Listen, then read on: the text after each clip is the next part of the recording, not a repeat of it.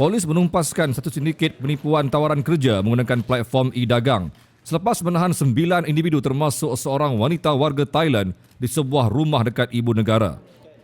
Dalam serbuan pada jam 4.30 petang 15 April lalu itu, sepasukan anggota serta pegawai dari Bahagian Siasatan Jenayah Komersial atau BSJK Ibu Pejabat Polis Daerah atau IPD Wangsa Maju menangkap 5 lelaki dan 4 wanita berusia antara 17 hingga 37 tahun.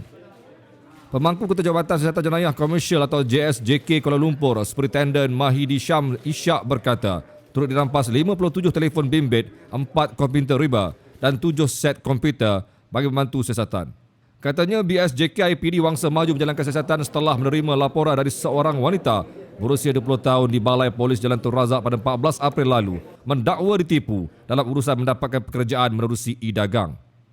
Beliau berkata demikian pada sidang media di Pejabat Polis Kontingen atau IPK Kuala Lumpur. Secara pendahuluannya, Bahagian Siasatan Jenayah Komersial Wangsa Maju telah menjalankan siasatan berkaitan dengan penipuan mendapatkan pekerjaan menggunakan platform e-dagang ini hasil daripada aduan yang kita terima daripada seorang penuntut yang telah ditawarkan pekerjaan secara part-time oleh sindiket ini, di mana selepas mendapat pekerjaan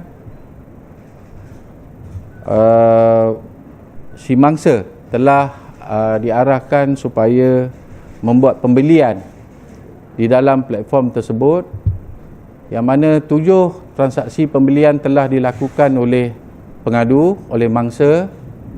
3 pada peringkat awalnya, 3 daripada transaksi telah dibayar. Perjanjian yang dibuat antara mangsa dan juga sindiket ini ialah mangsa-mangsa akan diarahkan untuk membuat pembelian di dalam platform e-dagang.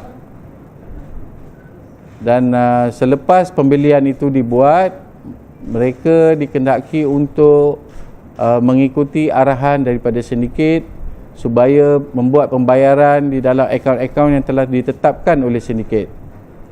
Dan akhirnya selepas pembelian dibuat, mangsa-mangsa dijanjikan akan mendapatkan balik pembelian yang dibuat bersama-sama dengan 8% komisen. So 7 transaksi telah dibuat,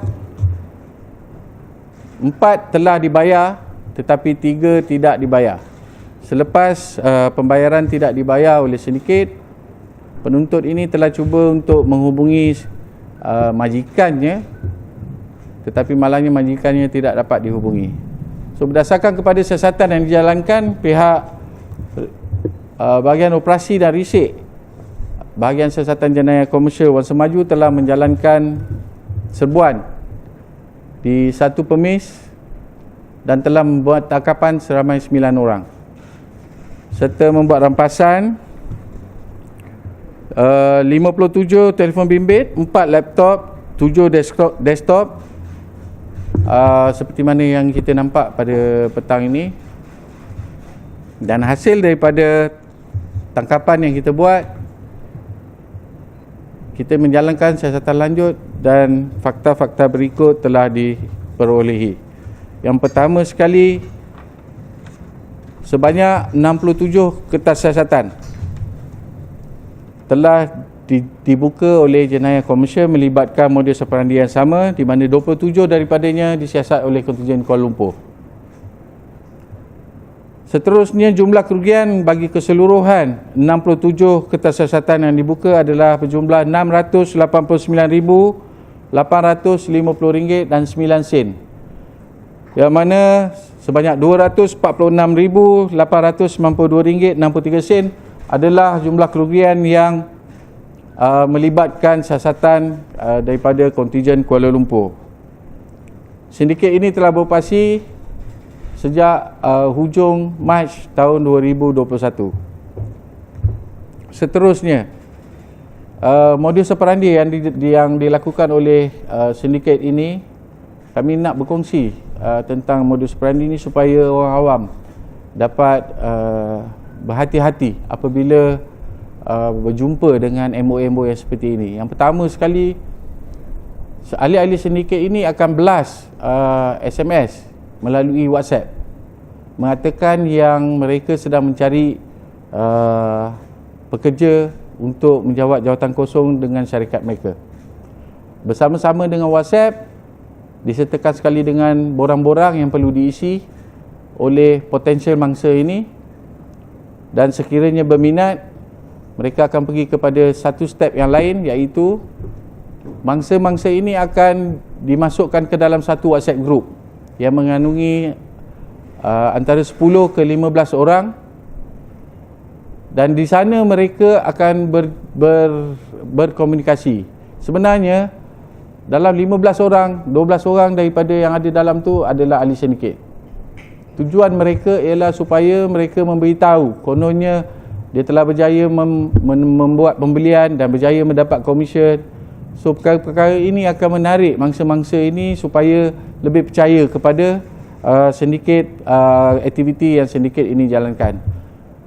So sekiranya mangsa-mangsa ini telah melalui fasa yang kedua, dan mangsa-mangsa ini akan dibawa kepada fasa ketiga, iaitu mereka akan diberikan link platform e-dagang ini, dan link ini akan disertakan dengan arahan untuk membeli barang-barang tertentu. Selepas itu, sindiket akan berikan nombor akaun konon-kononnya untuk membeli barangan itu, tetapi sebenarnya akaun itu adalah akaun keledai. So selepas mereka dapat apa yang dia akaun-akaun ini dipenuhi dengan wang, mereka akan melarikan diri dengan menggunakan talian yang lain untuk beroperasi. Dan untuk makluman tuan-tuan perempuan, tangkapan yang kita buat ini di sebuah rumah di kawasan Kuala Lumpur, yang mana rumah ini dijadikan calling center bagi sindiket ini. So itu antara yang kita ingin berkongsi, dan akhir sekali pihak polis ingin meminta kerjasama daripada orang awam kepada siapa yang dapat mengenal pasti dua individu yang kita dapat timbulkan daripada tangkapan-tangkapan ini, supaya dapat memberikan maklumat kepada kami melalui talian-talian yang kami akan berikan nanti.